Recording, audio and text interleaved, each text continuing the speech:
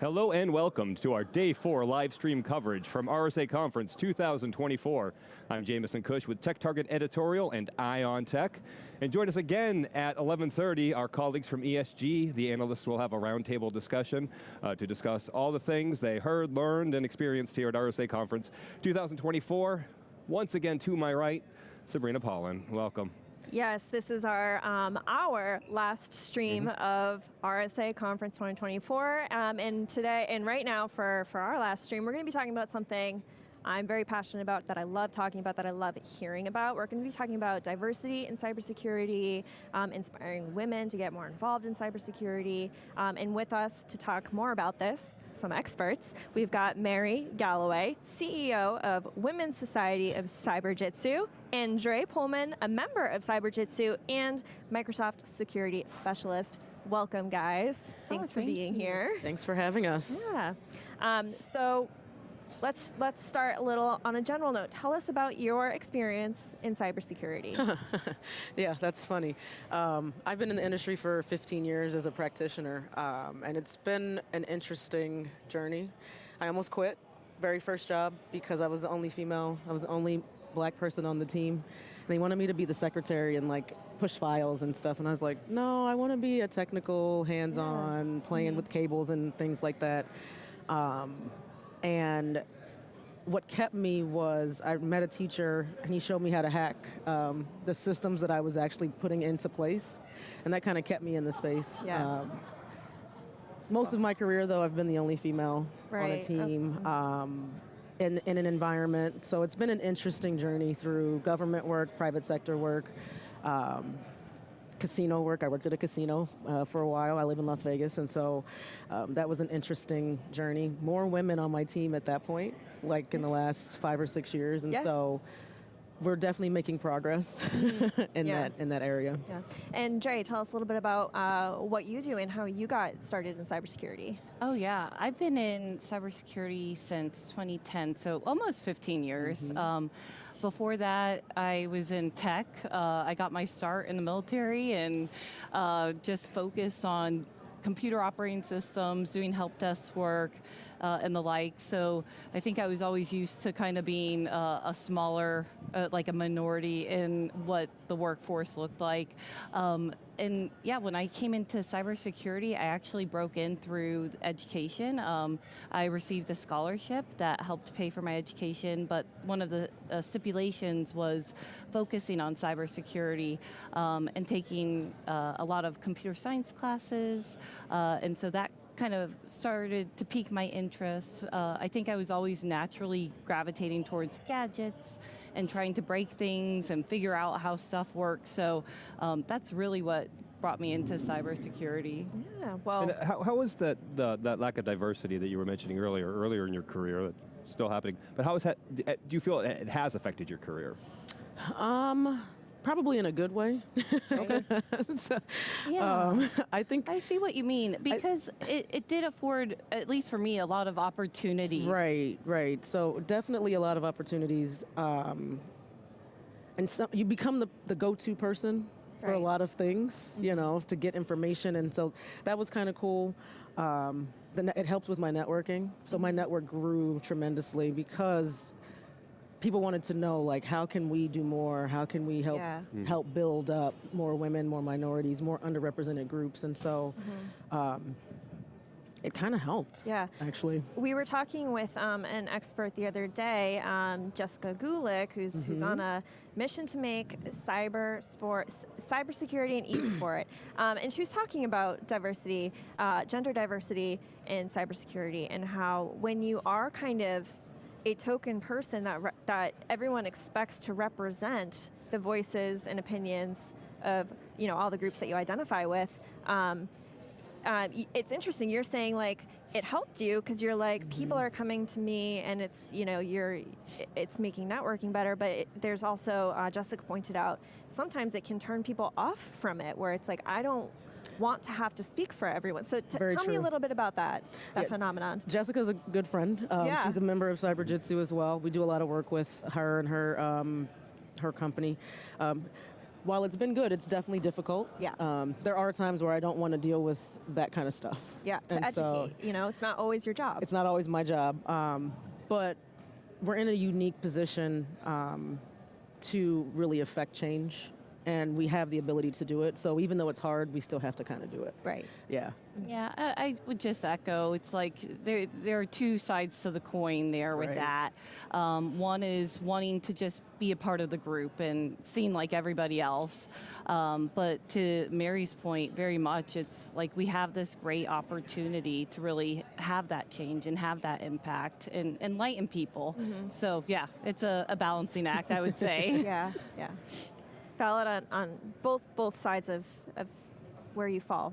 Valid. Yeah. Yeah. And it's great for the ones that do speak up. You know, love to see representation and just making it more accessible. Oh, definitely. How have there are probably so many challenges associated with being women and people of color in cybersecurity, these underrepresented groups. How have those challenges changed over the years? Have you noticed in your experience? They haven't. There's still a challenge. Yeah. Yeah. Have That's they a hard- evolved? Have the challenges, you know, how are they changing?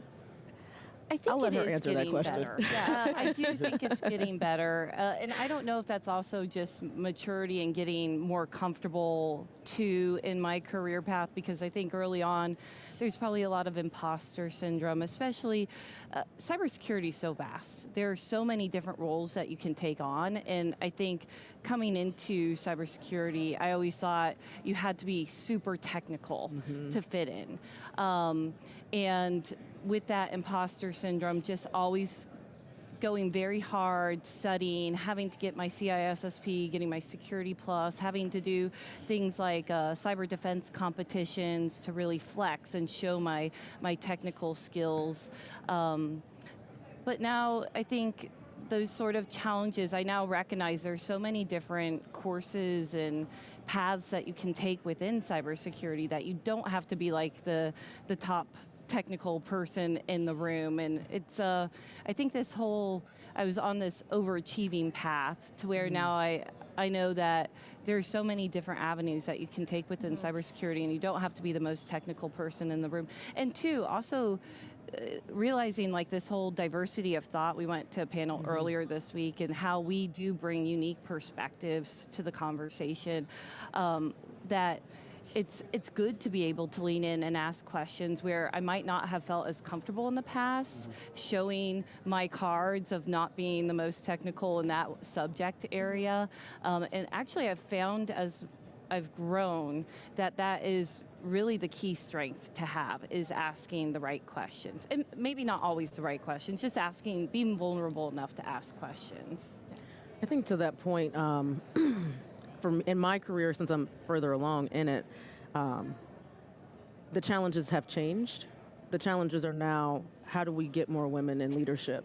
How do I move into leadership? How do I move our members into leadership roles? We're still trying to figure that out. Yeah.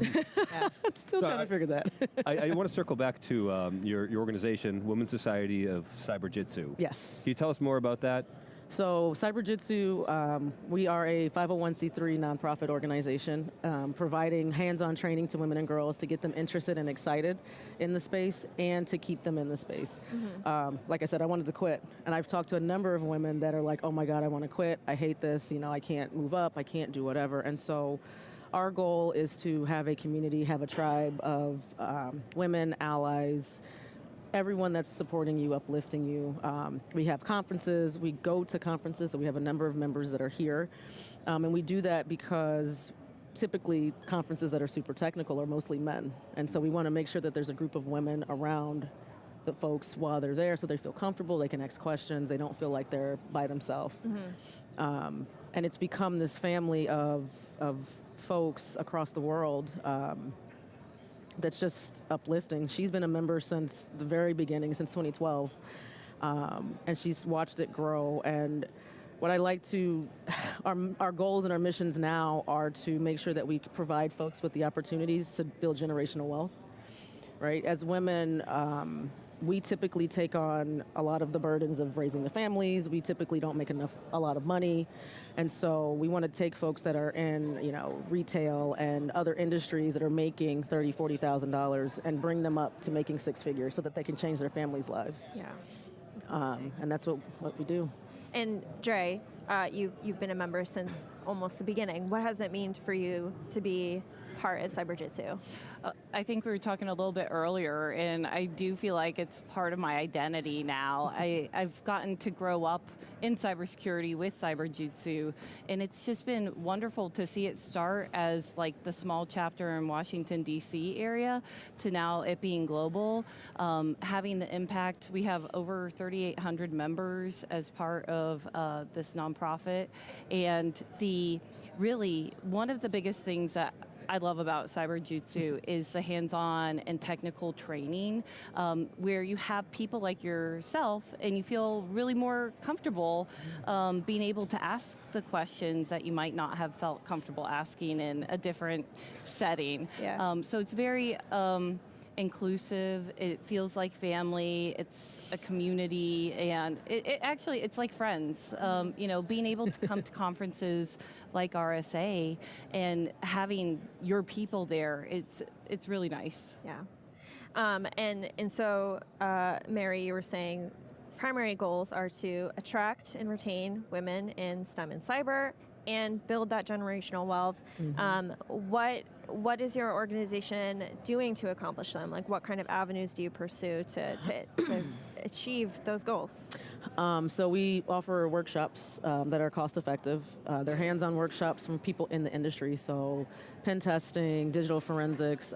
We just did a GRC workshop, which was one of our first ones in a while in SoCal. And the people loved it. Everybody really, really loved it. And so we try to do cost-effective things. We also have a training academy where folks can go through a number of different trainings from our partners, like Google, ISC2. They just changed their name. And they go through these different trainings in small cohorts of folks, and so it's not them by themselves. They have a support system that's going through the same kind of training that they're going through. We partner with SANS to offer SANS training because that's really, everybody wants that stuff. We do a lot of cyber competitions that also give them hands-on. It's fun. We do Wicked Six with Jessica. People love it. People actually, I've had a number of women go through Wicked Six, and then they come join Cyberjutsu, they become a volunteer, they go and give back, and so that's a part of that cycle as well. Like, once you come through and get training, you give back to the next set of folks that are doing it. Seems like there's a lot of interconnectedness between programs in the community that you've found and built. Yeah. You have to, because that's how you sustain, and that's how you continue to train the next set of folks. Because at some point, I plan on retiring from all of this, and we need to have somebody take over. And so that's what we do. You're gonna leave behind a good foundation. Yeah. There's like an upcoming Capture the Flag. I know that is happening. That is really awesome, because usually Capture the Flags, they kind of just give you these puzzles, and it's like a scavenger hunt of sorts. But with this one, we're going to actually have like a trainer there, and it's he or she is going to walk us through what we need to do during that Capture the Flag. So that's really insightful. And we also have, even right now, we have a cohort going on where they're learning different technical cloud solutions to become certified. There's also an ISC2 path as well. So she's a mentor for the program. Yeah, lots of great opportunities for these women. I'd love to hear it. Yeah. Sorry. Oh, so we have some IT security professionals watching this stream. I mean, beyond your organization, what if you have an audience with them? Like, how can they help achieve some of your goals or some of the goals of increasing diversity in cybersecurity? Well, first, join Cyberjutsu. No. There you go. I think, leaning in, being observant. If you see someone that doesn't feel like or is coming off as shy, maybe ask them for what their opinion is. Try and bring them out of their shell. I think we can do that all as humans to help each other out and bring that inclusive behavior. That's what comes to top of mind Yeah. for me. On top of that, join Cyberjutsu. No, as far as if there's folks out there that have a skill, a talent, they want to share that knowledge, share that information, right? Yeah, there's a lot of free stuff online, but it means more when it's coming from somebody actually doing the work, and where you can talk to them and ask them questions and get that insight. You can see their passion, and you can see, oh, okay, you know what? Maybe I should do it this way, or maybe I should look into this. Volunteer. There's lots of organizations that need volunteers as mentors, as leadership, as help with these events, all kinds of things you can give back in a lot of different ways, and then donate. Right, I don't know how many people are watching, but if everybody donated $1, we could totally do a lot more things. And so donate to local charities, local groups that are doing this kind of work. I want to add to what Mary said too. Sorry, you just gave me an idea. We were on a panel yesterday, and someone talked about I think it was RSAC Village, and how they have now, out of I think 50 submissions or 500 submissions, it's like 1 to 50 or 10 to 500 are women. So taking that leap, leaning into taking that chance, participating, or encouraging others to do so, I think that is really what's needed. Putting in like call to papers to try and speak at conferences, I think that's really important. Yeah. Absolutely.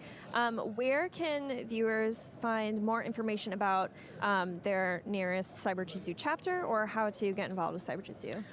Look me up on LinkedIn, Mary with an I.